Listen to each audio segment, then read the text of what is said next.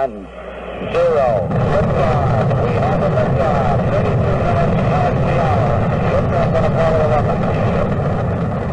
Okay, Neil, we can see you coming down the ladder now.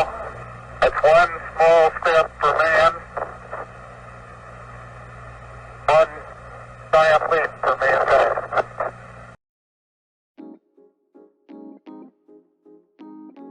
Awekeys sent over their latest creation of keycaps, and I'm really excited to share them with you today.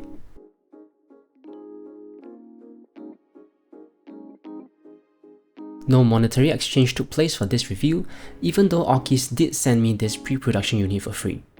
A quick note is that since this year is a pre-production unit, they were only able to send me the blank keycaps for a look, but the retail version will have both legends and blank options available for purchase, along with novelties designed by Photonixia. All else though should be close to the final production.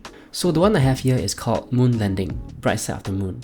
There are two others, Dark Side of the Moon, which is in a darker shade, as well as Luna Maria, Sea of the Moon, in a blue tone. I'm not gonna keep saying Moon Landing, Bright Side of the Moon throughout the entire video because it's a bit lengthy, so I'll just call the one I have here the Bright Moon Keycaps. Each one of these has a rough cratered texture that feels just like the moon's surface, hence the moon references. Every time you type, you'll be like you're exploring the moon itself. Wait, has Photonixia been to the moon? How does he know? Anyway, keycaps. This set of keycaps is supposedly made from recycled cupronickel, an alloy between copper and nickel.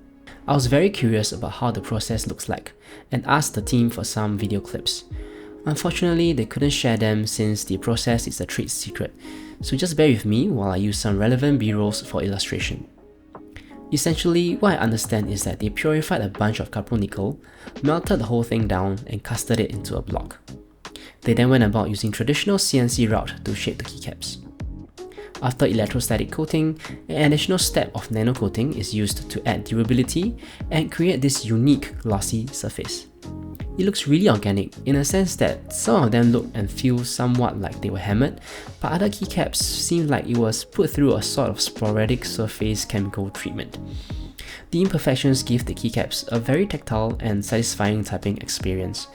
The fact that no two keycaps have the same exact pattern speaks volumes about how the whole process is randomized, and each keycap is unique in itself.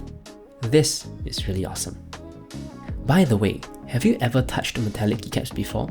If you touch these Bright Moon keycaps blindfolded, you will not be able to tell that it's made from metal. And trust me, you can tell when it's metal. It's cold. If you're using a keyboard during the winter, you would not like typing because your fingers will freeze.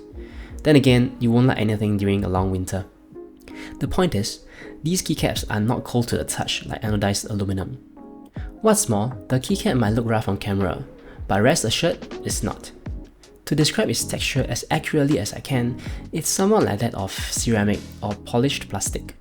It has that smoothness but is rugged at the same time. It feels much more durable than both ceramic and plastic, which scratch much more easily. In fact, my Keys came scratched out of the box. These Bright Moon keycaps feel durable to the point where a really sharp tool is needed to even make a scratch out of this.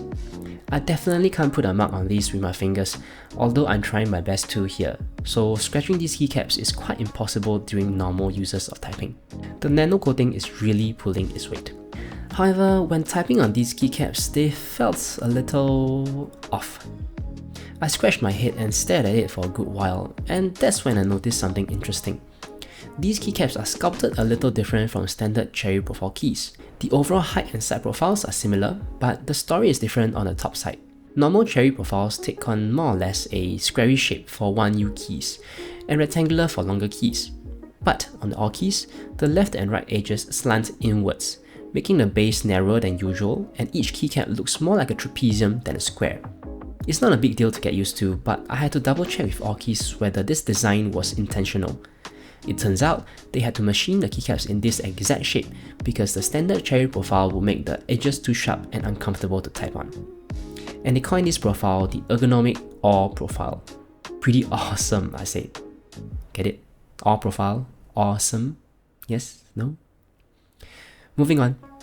A fitment tool is also included to help fit the keycaps on your switches and stabilizers. A common issue for aluminum and ceramic keycaps is that they are either on the tighter end, hence needing you to shave off bits of your switch stem, or they are too loose and needs you to put some tape around the stem for a tight fit. The magic with these Awekeys is that they are made extraordinarily big and spacious. You will think that they made a terrible mistake and ruined the entire set, right? No, here's where the magic happens. Take your fitment tool, pop it open, slide it onto the stem and hammer it. Yes, hammer it. You can never do this with ceramic keycaps. Finally, the acoustics. I'm going to compare against 3 other keycaps: GMK ABS, Aluminum Alluvia, and Awekeys. They will be tested on keyboards at the 2 extremes: Mercury 65, a premium aluminum keyboard, and on EpoMaker Shadow X, a budget plastic pre-built.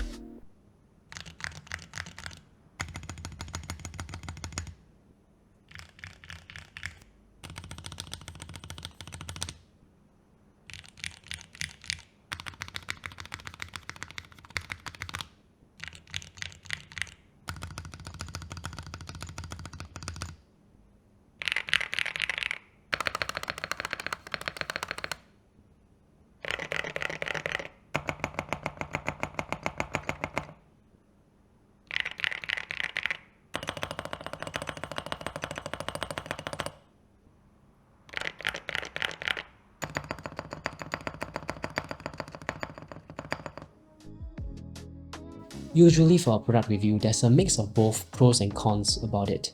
However, for this set of Awekeys, I firmly believe that pros outweigh the cons.